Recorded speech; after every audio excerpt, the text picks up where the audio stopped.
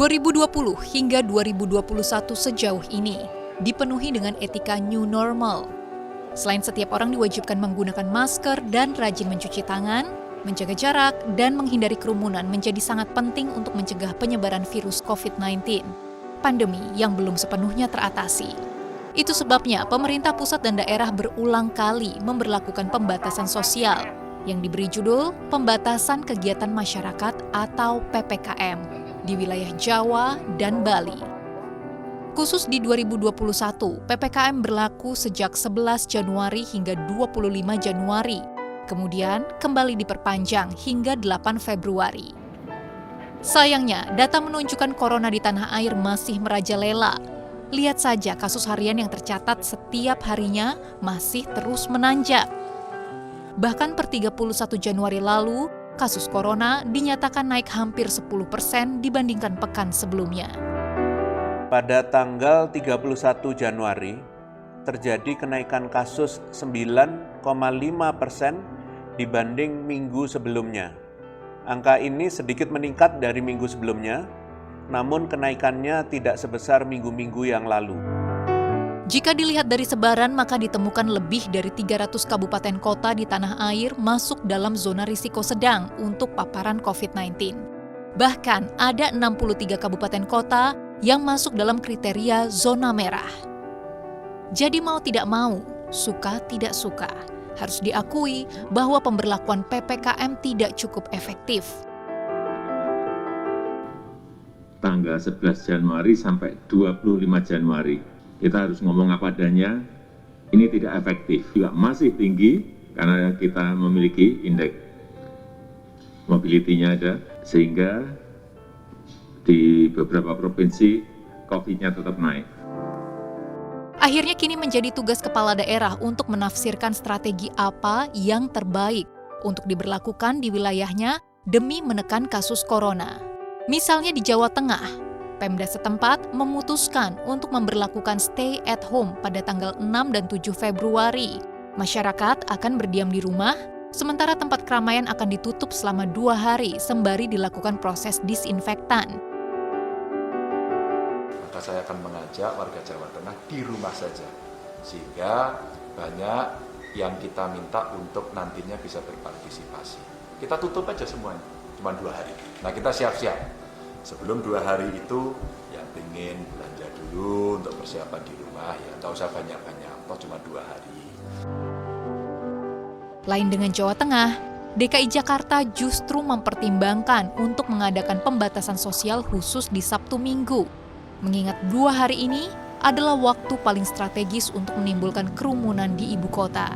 Sementara di Jawa Barat, PPKM justru dinilai cukup efektif menekan kasus corona dan diklaim menurunkan pasien tingkat sedang dan berat yang dirawat di rumah sakit.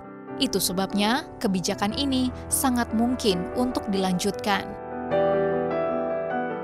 Sampai hari ini kami tidak pernah berpikir ada karantina yang sifatnya seperti lockdown, ya.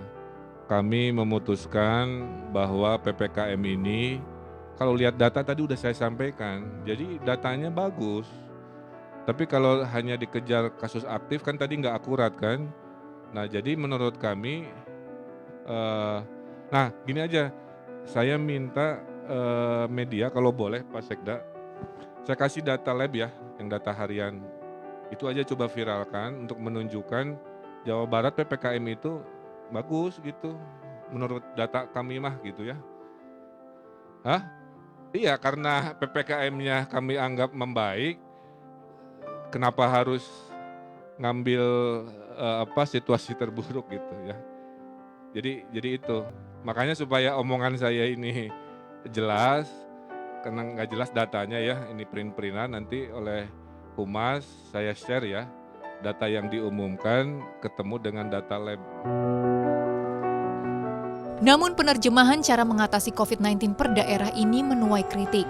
Sebab jika memang tidak efektif, mengapa kebijakan ini dilanjutkan dengan cara yang berbeda per daerah? Apalagi memiliki konsekuensi membuat ekonomi masyarakat menderita. Sementara penerapan dari kebijakan ini tidak merata. Ada daerah yang tiap malam melakukan patroli misalnya, Tapi ada juga daerah yang relatif lenggang atau tidak ada kemudian aktivitas penegakan yang lebih ketat. Sehingga ini bisa mengulang lagi kegagalan PSBB yang pernah dilakukan pada awal-awal masa pandemi. Masyarakat bertanya pertama terkait dengan adanya vaksinasi. Kenapa ada vaksinasi kemudian masih ada pembatasan sosial? Itu yang masih jadi pertanyaan. Apakah distribusi vaksinnya tidak bisa cepat sehingga ada korelasi antara vaksinasi dengan penurunan kasus harian? Ada usulan ide untuk melakukan misalkan pembatasan sosial pada hari Sabtu dan Minggu, ya. Nanti bagaimana kemudian di sektor yang hidupnya adalah pada waktu weekend? Apakah sudah siap insentifnya? Begitu juga kalau ada rencana untuk menerapkan lockdown secara total misalnya, apakah ini juga nggak akan berimbas terhadap stabilitas perekonomian ke depannya? Pelaku usaha di pusat perbelanjaan dan retail menjadi salah satu yang paling terpukul akibat kebijakan PPKM. Apalagi para pengusaha harus menanggung beban tambahan untuk memberlakukan protokol kesehatan di saat jumlah konsumen harus dibatasi aturan PPKM. Apakah sudah terjadi adanya klaster pusat belanja? Saya rasa enggak. Yang terjadi mungkin karena ada yang di perkantoran, ya orang duduk terus, orang meeting-meeting. Tapi kalau di pusat belanja dan retail, kita tahu bahwa mereka sangat-sangat ketat menjaga dan belum pernah ketangkep ya oleh Satgas ataupun oleh Satpol PP atau Pemda setempat tentang adanya pusat belanja yang terlalu longgar.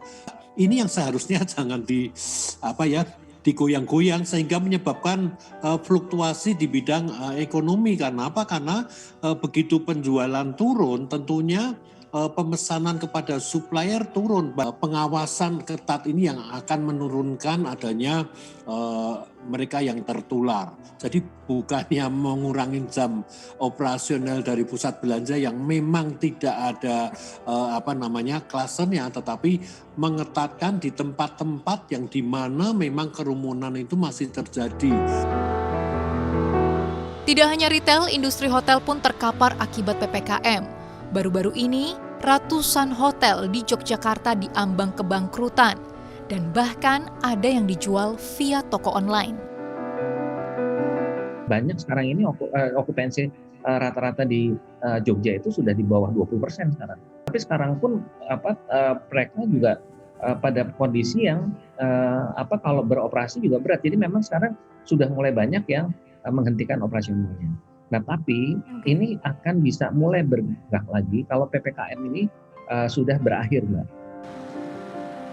Sebenarnya optimisme telah muncul di awal tahun kala vaksinasi massal dimulai dan ditargetkan akan diterima oleh mayoritas penduduk tanah air hingga 1 tahun mendatang.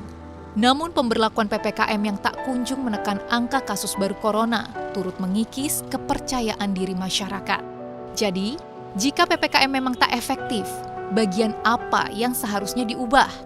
Memang, merumuskan kebijakan untuk 270 juta penduduk tak semudah membalik telapak tangan. Tim Liputan CNBC Indonesia.